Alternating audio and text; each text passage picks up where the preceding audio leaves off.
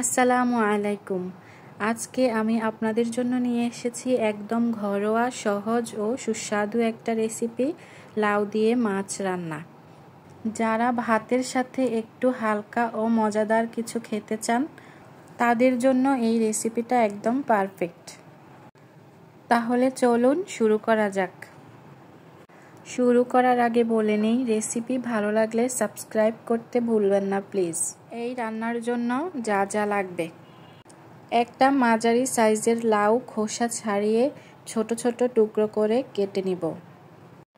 মাছ নিতে পারেন রুই বা কাতলা, অথবা আপনার পছন্দ অনুযায়ী যে কোনো মাছ।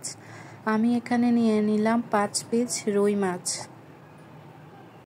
মাছগুলো আমি আগে থেকেই কেটে ধুয়ে পরিষ্কার করে নিয়ে নিলাম। দেখানোর সুবিধার্থে আগে থেকেই আমি সব মশলাগুলো রেডি করে নিলাম। 2টা মাঝারি সাইজের পেঁয়াজ কুচি করে নিলাম। 5 থেকে 6টা কাঁচামরিচ ফালি করে নিলাম। একটা মাঝারি সাইজের টমেটো কেটে নিলাম আর 2 চা চামচ রসুন নিয়ে নিলাম। এখানে নিলাম 1 চা চামচ মরিচ গুঁড়ো, আধা চা চামচ হলুদ গুঁড়ো ও প্রায় 1.5 চা চামচের মতো লবণ। আপনারা চাইলে টমেটো স্কিপ করতে পারেন। প্রথমেই মাছের টুকরোগুলোতে অল্প হলুদ আর লবণ মেখে নিব। আর এদিকে একটি কড়াইয়ে তেল দিয়ে দিব। আমি এখানে সয়াবিন তেল দিয়েই রান্না করছি। আপনারা চাইলে এটা সরিষার তেল দিয়েও রান্না করতে পারবেন। তেলগুলো গরম হওয়ার জন্য একটু অপেক্ষা করছি। এইখানে একটা ছোট টিপস বলে দিই, তেলগুলো যদি ভালোভাবে গরম করে নেই তাহলে মাছগুলো সহজেই উঠে যাবে, লেগে বা ভেঙে যাবে না। গরম তেলে মাছগুলো হালকা ভেজে উল্টিয়ে পাল্টিয়ে একে একে আমি সবগুলো মাছ ভেজে নিলাম।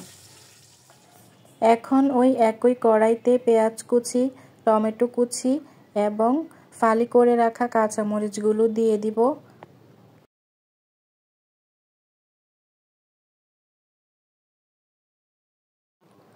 এখন কিছুক্ষণ নেড়ে চেড়ে রসুন বাটাগুলো দিয়ে দিব। রসুনের সাথে সব উপকরণগুলো কিছুক্ষণ নেড়ে চেড়ে কষিয়ে নিব। এবার আগে থেকেই রেডি করে রাখা হলুদ, মরিচ গুঁড়ো ও লবণ দিয়ে দিলাম। এবার মশলাটা ভালোভাবে কষিয়ে নিব যেন কাঁচা ঘ্রাণ না থাকে। মশলাটা কিছুক্ষণ কষিয়ে নেওয়ার পর এবার কেটে রাখা লাউগুলো দিয়ে দিলাম।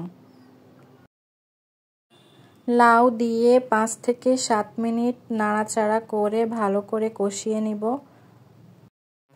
লাউ থেকে পানি ছাড়বে, তাই খুব একটা পানি দিতে হবে না। ঢেকে দিব 10 মিনিটের জন্য।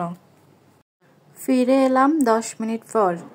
এই যে লাউ থেকে নিজে নিজেই পানি বের হয়েছে।